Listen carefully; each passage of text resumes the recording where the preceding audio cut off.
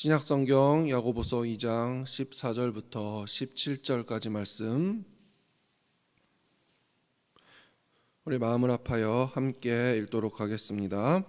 내 형제들아, 만일 사람이 믿음이 있노라 하고 행함이 없으면 무슨 유익이 있으리요?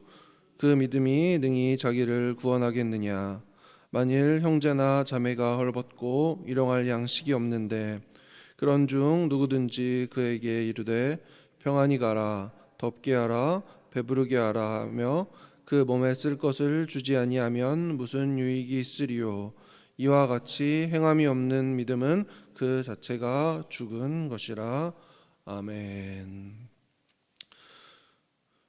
네, 오늘 설교는 지인 목사님이 해주신 이야기로 잠시 잠을 깨면서 함께 새벽 예배 설교를 나누도록 하겠습니다. 실제 일어난 사건이 아니니 너무 심각하게 듣지는 않으셨으면 좋겠습니다.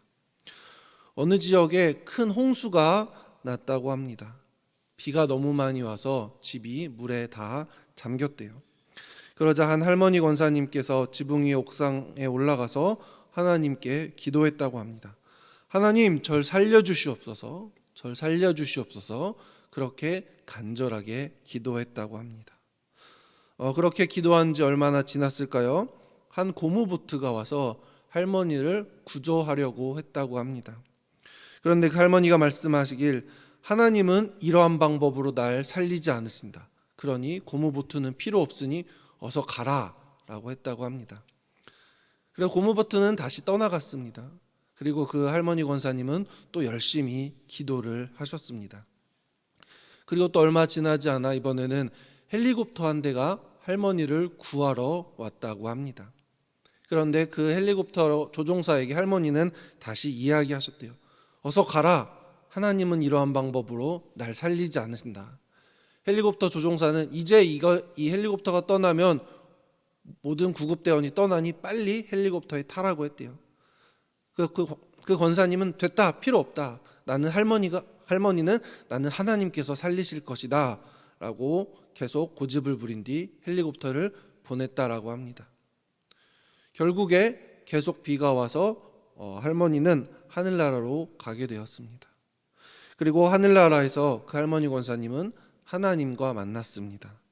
그러자 그 권사님은 하나님께 이렇게 물었다고 합니다. 하나님, 제가 그렇게 열심히 기도했는데 왜 저를 죽게 놔두셨나요? 라고 하나님께 물었대요. 그러자 하나님께서 그 권사님께 이렇게 대답을 했다고 합니다. 내가 너의 간곡한 기도를 듣고 고무보트도 보내고 헬기도 보냈는데 너가 안 타지 않았느냐? 라고 하나님이 그 권사님께 이야기했다라고 합니다. 재밌는 예화예요. 그런데 이 예화가 지금 이 시대를 살아가는 우리들에게 한번 접목시켜 보아야 합니다. 이 예화에서 등장한 권사님이 생각하시는 하나님의 방법은 과연 무엇이었을까요? 홍해가 갈라질 때처럼 동편에서 큰 바람이 불어와 할머니를 안전한 곳으로 옮기는 것이 이 권사님이 생각한 하나님의 방법이었을까요? 아니면 하늘에서 구름이 내려와 권사님을 안전한 곳으로 옮기는 것이 이 권사님께서 생각한 하나님의 방법이었을까요? 성경에도 보면 하나님이 직접 일할 때도 있지만 사람을 통해서 일할 때도 있음을 우리는 알아야 합니다. 그리고 믿음으로 그 일을 행하였을 때 우리는 기적을 경험할 수 있는 것입니다. 그렇다면 우리는 어떠한 모습으로 신앙생활을 해야 할까요? 먼저 첫 번째로 내 생각과 하나님의 생각이 일치될 것이라는 믿음을, 기대감을 내려놓아야 합니다. 구약 성경에도 우리가 잘 아는 나아만 장군의 이야기가 있습니다. 엘리사가 나아만 장군이 왔음에도 불구하고 요단강물에 7번 몸을 씻어라 라고 나아만 장군에게 이야기를 합니다. 열왕기하 5장 11절에 보면 나아만이 노하여 물러가며 이르되 내 생각에는 그가 내게로 나아서서 그의 하나님 여호와의 이름을 부르고 그의 손을 그 부위에 위에 흔들어 나병을 고칠까 하였도다 라고 쓰여져 있어요. 우리가 여기서 주목해야 할 것은 11절 전반부의 내 생각이라는 단어예요. 엘리사가 하나님의 이름을 부르고 자신의 환부에 손을 얹어서 고칠 것이다 라고 나아만 장군은 그렇게 생각을 했습니다. 아니면 이것과 비슷한 뭔가 드라마틱한 방법으로 자신의 병을 고칠 것이다 라고 나아만 장군은 생각을 했습니다. 하지만 내 생각과 치료 방법이 달랐습니다. 결국 이것에 큰 실망을 하게 되었습니다. 만약에 내 생각과 다르다고 나아만 장군이 그냥 자신의 고국으로 돌아갔더라면 나아만 장군은 깨끗함을 받지 못했을 거예요. 나아만 장군의 종의 설득으로 그가 겸손하게 강물에 7번 몸을 씻었을 때 나아만 장군은 병의 치료됨을 경험할 수 있었던 거예요. 지금 내 생각에는 내가 겪고 있는 시험이 지금 끝나야 돼요. 지금 바로 내가 병고침을 받아야 하고, 지금 내가 성공을 해야 되고, 지금 내 자녀가 출세를 해야 되고, 지금 내 자녀가 결혼을 해야 합니다.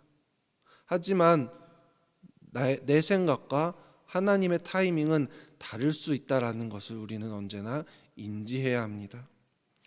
예수님의 첫 번째 기적인 가나안의 혼인잔치를 한번 생각해 보시기 바랍니다.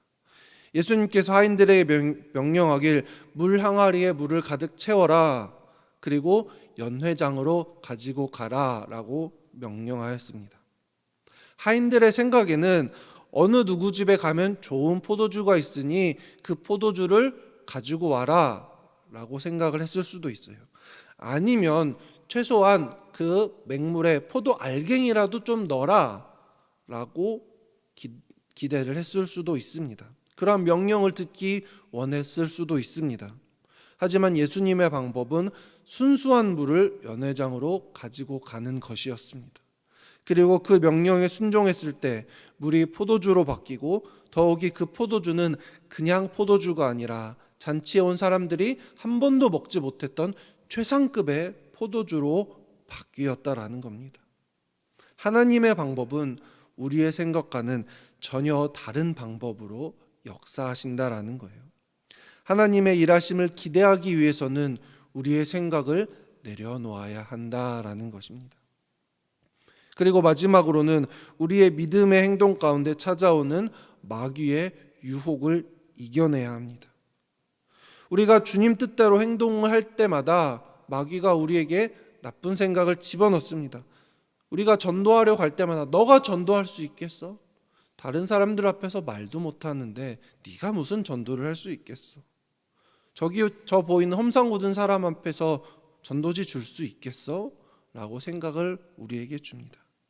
아니면 내가 이제 이번 연도부터 제대로 11조를 하겠다, 온전한 11조를 하겠다라고 마음을 먹고 은행에 갑니다. 그런데 악한 영이 우리에게 생각을 집어넣습니다. 야, 너 쓸 돈도 모자라잖아.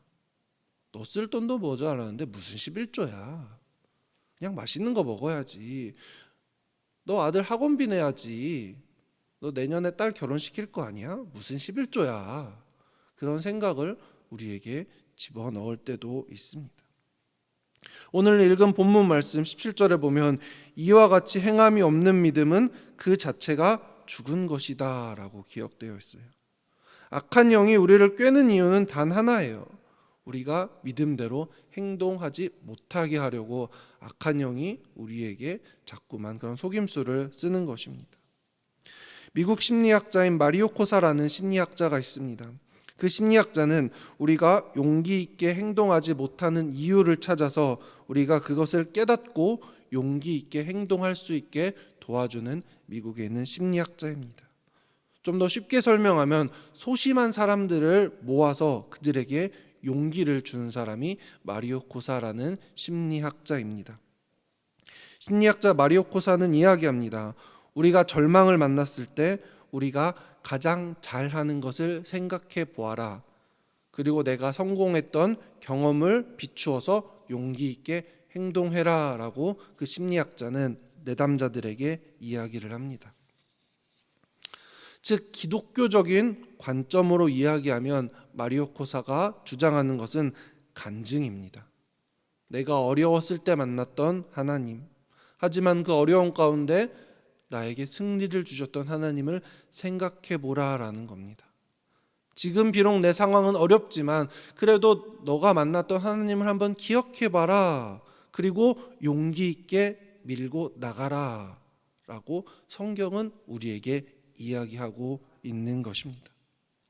행함은 분명 우리 신앙생활에서 중요한 것입니다.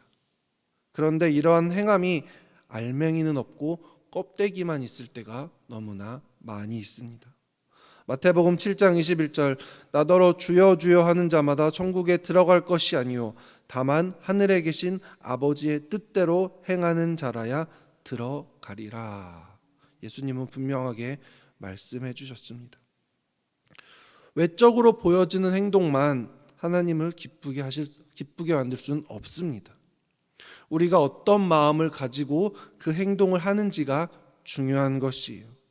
내 생각대로, 내 뜻대로, 내가 편한 대로 행동하는 것은 믿지 않는 사람들도 얼마든지 할 수 있습니다. 하지만 주님의 뜻대로 행하는 성도, 바로 그 성도가 우리 공항교회 성도님들이 되시길 소망합니다. 오늘 본문 마지막 구절을 함께 읽겠습니다. 2장 17절 이와 같이 행함이 없는 믿음은 그 자체가 죽은 것이라. 제가 전에 설교에도 말씀드렸습니다. 머리로는 알지만 행하지 않는 것은 모르는 것이다. 머리로는 알지만 행하지 않는 것은 모르는 것이다. 성도 여러분, 내가 믿음 있다고 말하지만 행동하지 않는 것은 분명히 죽은 믿음입니다. 지금 이 사회가 어지러운 이유는 어른들이 몰라서 어지러운 것이 아니에요. 어떠한 모습이 바른 모습인지 몰라서 어지러운 것이 아닙니다. 알지만 내 이익을 구하는데 급급하기 때문에 지금 사회가 어지러운 것입니다. 올바른 성도가 어떤 모습인지 안다면, 그대로 행한다면 지금처럼 교회가 나약하지 않을 것이에요. 목회자들이 이렇게 힘없이 무너지지 않을 것입니다. 예수님의 가르침을 머리로만 알고 행동하지 않기 때문에 지금 교회가 자꾸만 무너지고 있는 것입니다. 이제 오늘 말씀을 정리하겠습니다. 성도 여러분, 신앙생활은 안다고 끝나는 것이 아닙니다. 하나님 앞에서 어떻게 살아내는가가 중요한 것이에요. 그리스도인인가가 종이 시험 문제를 푼다는 것이 아니에요. 내가 죽었을 때 하나님 앞에서 시험 문제를 푸는 것이 아닙니다. 자동차 면허 시험도 필기 시험보다 어려운 게 실기 시험이잖아요. 내가 어떻게 살아왔는가, 성경에 쓰인 대로 살아왔는가, 예수님의 명령대로 살아왔는가, 이것이 중요한 것입니다. 우리 모두 내 생각만 옳다는 교만한 모습을 내려놓고 내가 어떠한 모습으로 살기를 주님이 원하시는지 그 주님의 마음을 알아가는 우리 귀한 모든 공항교회 성도님들이 되시길 주님의 이름으로 축원합니다. 아멘.